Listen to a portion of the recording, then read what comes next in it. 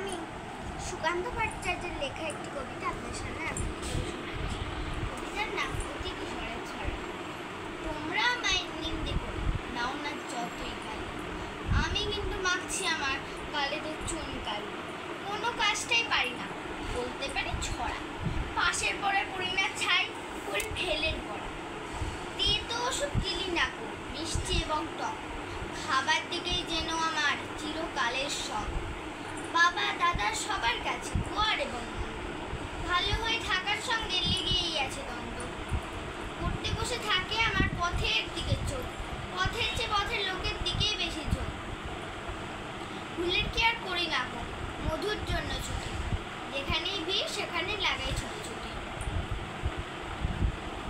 পণ্ডিত এবং বিজ্ঞজনের দেখলে মাথা নড়া, ভাবি উপদেশের সারে করলো বুঝি তারা।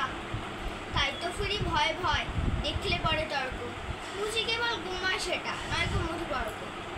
তাই তো ভুল করে যখন তখন শোধরাবার আল্লাহ দিয়ে, খেয়াল মতো কাজ করে যাই, কষ্ট পাই কি সাধে।